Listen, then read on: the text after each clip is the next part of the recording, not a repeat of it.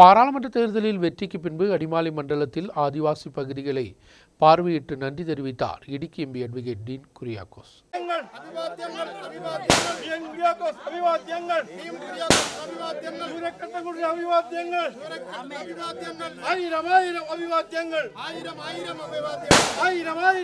கடந்த பாராளுமன்ற தேர்தலில் வெற்றி பெற்றதற்கு பின்னால் வாக்காளருக்கு நன்றி தெரிவிப்பதன் பாகமாகத்தான் இடுக்கி முழுவதும் சென்று வருவது. இதன் பாகமாக அடிமாலி மண்டலத்தில் ஆதிவாசி பகுதிகளான குதிரியாளக்குடி, மச்சுப்பிலாவுக்குடி, தட்டைக்கண்ணன், சாட்டுப்பாறைக்குடி, சூரக்காட்டான்குடி, சின்னப்பாறைக்குடி போன்ற இடங்களில் பயணம் மேற்கொண்டது. பல்வேறு ஆதிவாசி குடிகளில் கம்பீர வரவேற்பும் எம்பிக்கு கொடுக்கப்பட்டது. வாக்காளர்களுக்கு நன்றி தெரிவித்து தேவையான எல்லா வசதியும் செய்து കൊടുக்கப்படும் என்றும் தெரிவித்தார்.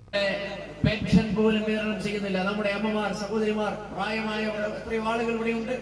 പെൻഷൻ മുടങ്ങി എത്ര മാസക്കാലമായി. ഇതുവരെയും ആ കാര്യത്തിൽ ഒരു പരിഹാരം ഉണ്ടാകുന്നില്ല എന്ന് മാത്രമല്ല, ജനങ്ങളുടെ നേരെ കൊഞ്ഞനം കുത്തി കാണിക്കുകയാണ്. ഇതിനെതിരായിട്ടുള്ള വലിയ പ്രതിഷേധം അത് ലോക്സഭാ തെരഞ്ഞെടുപ്പിൽ ആചരിച്ചിട്ടുണ്ട്. ഇടതുപക്ഷ സ്നേഹിതന്മാർ ഉൾപ്പെടെ, കമ്മ്യൂണിസ്റ്റ് പാർട്ടിയുടെ ആളുകൾ ഉൾപ്പെടെ ഈ കഴിഞ്ഞ തെരഞ്ഞെടുപ്പിൽ ഐക്യജനാധിപത്യ മുന്നണിക്ക് അനുകൂലമായിരുന്നു എന്നുള്ളതാണ് വസ്തുത. ഇന്ന് നമുക്ക് ചുറ്റും നമ്മൾ കാണുന്നതായിട്ടുള്ള യാഥാർത്ഥ്യങ്ങൾ, എത്രയോ വിവാദ സംഭവങ്ങൾ നമ്മുടെ സംസ്ഥാനത്തെ കടക്കണിയിലാക്കുന്ന വിധത്തിൽ പാവപ്പെട്ടവന്റെ നെഞ്ചത്തടിക്കുന്ന നയ തീരുമാനങ്ങളുമായി കടന്നു പോകുന്ന ഈ ഗവൺമെന്റ് എന്നേക്കുമായി അതിന് അവസാനം കുറിക്കാൻ നമുക്ക് പറ്റണം.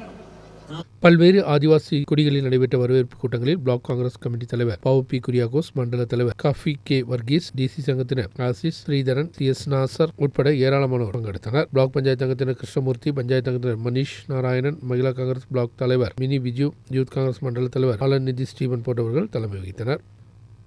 நியூஸ் பீரோ அடிமாலி.